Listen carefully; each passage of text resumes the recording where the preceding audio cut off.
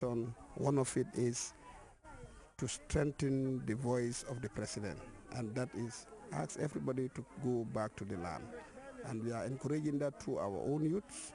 We're encouraging them, we're talking to them, and for them seeing us, make them also to look more exuberant to work. From labor, another weeding exercise on a farm in Balangar was ongoing, involving 500 volunteers according to organizers.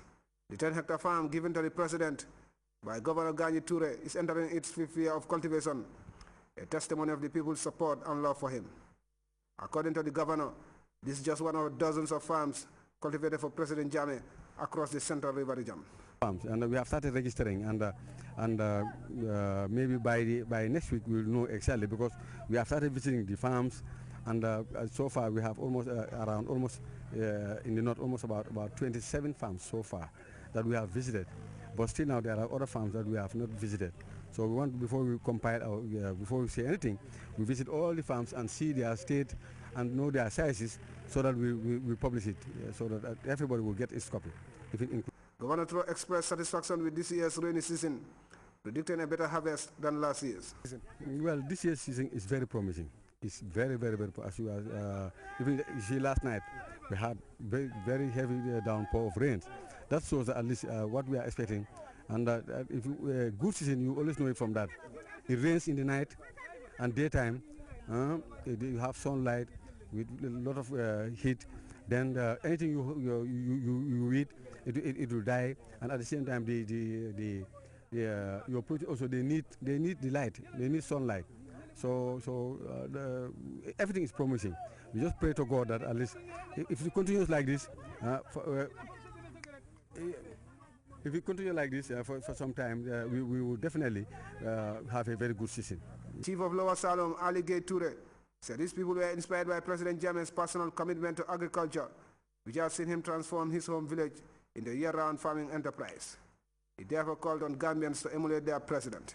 The Kanilai farm coordinator in the Central River region, Abdullah Boy, also said he expects the corn to do better as the season progresses, calling on the governor to provide them with fertilizer to improve yields. Mamadou Diallo, Grts. In another development, President Jammeh's Saro Farm has been attracting enthusiastic volunteers who are eager to help advance the national food self-sufficiency drive. A number of youth and women groups recently descended on the vast farm to remove weeds and cultivate rice. Fatou Jassi has more. The country's strive towards becoming a food self-sufficient nation is on the right track, as more and more Gambians continue to heed to the president's back to the land call. Volunteers from Bijilo Youth Association, Saro Women Association, and other youth groups descended on President Jammeh's farm along Saro to weed as well as cultivate rice. Pa Bojang, who has been at the forefront of mobilizing these groups, expressed delight at the turnout of volunteers. Turnout is excellent, and then first of all, I'll thank His Excellency, Sir Professor Dr. A.J. Danga, for asking all the Gambians to go back to the land, which I think is a good idea, or is a brilliant idea for every Gambian.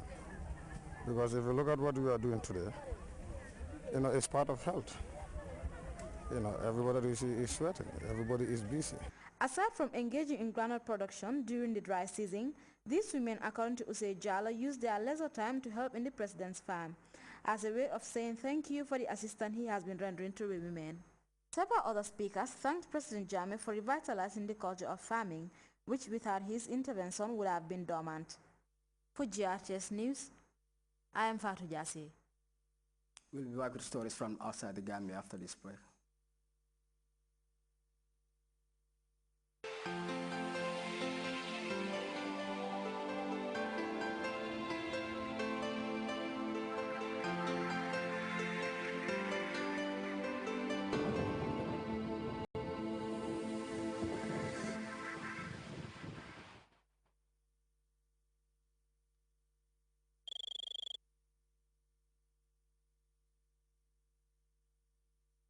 Welcome back. The media is calling it a bloodbath, whilst others call it a massacre. The killing of 40 striking miners in South Africa by police has caused shockwaves across the country. The miners were gunned down by police after a week of strikes by the miners demanding increased wages. Meanwhile, President Jacob Zuma has cut short a trip to Mozambique to return home. where his government faces criticism over the handling of the crisis, which has been described as the most brutal since the end of apartheid 18 years ago. In South Africa, confrontations between police and miners on strike has killed 36 and injured close to 80. Thursday morning, hundreds of strikers, armed with clubs and machetes, gathered at the Lonmin-owned platinum mine in Marikana. The miners have been on strike for a week, calling for higher salaries. The situation turned violent very quickly. Police used water cannon, tear gas and then live bullets against the crowd. The families of the miners were shocked by police action. Our brothers, our husbands, our sons. So the reason why we are here now is just to ask the government, why government, they don't give our families what they want and they kill them. Tensions and confrontations between police and strikers have been growing since last Sunday. There are also tensions between rival trade unions. There's been 10 murders so far. 2 police officers were on Monday. 3 were killed during the attack on the police on Monday as well. The miners are poor. They earn less than €500 a month and are demanding their salaries be doubled. But the multinational company, which is the 3rd largest in the world, is refusing to negotiate. If management does not want to negotiate, we will continue the strike. They can beat us, kill us. We are not going back to work. They will not be able to employ other people to replace us. Otherwise, we stay here and kill them. The South African media condemned the bloodbath, describing it as the deadliest police action since 20 blacks were shot dead by apartheid police in 1985.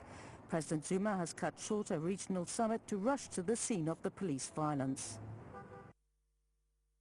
Judges in the trial of Gu Kailai, wife of the disgraced Communist Party leader in Xinjiang province, are due to announce the verdict on Monday. Gu is accused of murdering British businessman Neil Haywood. This is China's highest profile case in memory. CNN's Dan Rivers takes a look at Gui's time in the UK more than a decade ago to shed new light on the background of the case. She's been described as the Jackie Kennedy of China. Gu Kailai was super rich and well connected, married to Bo Xilai, one of the most senior bureaucrats in China. But now she's in jail after a closed-door trial where she admitted poisoning British businessman Neil Haywood. But the mysterious tale of Oriental poisoning has its roots here in the British seaside town of Bournemouth. Gu Kailai lived at this rundown apartment in the town for about 2 years until 2001. Neil Haywood would frequently stay here too. It was while she was living here that she saw the town's observation balloon, a tourist attraction visible from the apartment. You can see why as soon as Gu Kailai went up in this balloon ride, she wanted one for her hometown. She was a woman who was used to getting her own way and expected to be riding in one of these in China in just a few months' time. Giles Hall was approached by her in 1999 to supply a balloon like this to her home city of Dalian. Giles commissioned this promotional video to show her contacts in China how the balloon could have become a major tourist attraction there. But after the balloon was delivered, the deal went sour. Giles claims she refused to pay the last instalment of $160,000. I feel a bit bitter and twisted about it, but you know, there wasn't any point in suing her or anything like that. We were never going to get the money. Giles Hall says she had a fiery temper and regularly threatened him. I mean, I was told that I'd get into trouble if I ever went to China, and the lady who worked for us, who effectively ran our site in Bournemouth, was told that if she turned up in China, they'd kill her. So there were death threats to one of your colleagues? Oh, yeah, yeah. And you took those seriously? Yes, indeed, because we'd experienced her anger in various meetings over that period of time, that she could get quite angry. And you'd certainly hear a lot of screaming and threats over the phone. A source close to Gu Kailai's family in China dismissed these claims as rumours which were not brought up in her trial. Mike Wright worked as a bodyguard for Gu and Neil Haywood in Bournemouth and describes her as a nice lady. But he admits some of the people who came to visit her weren't. when 3 Chinese thugs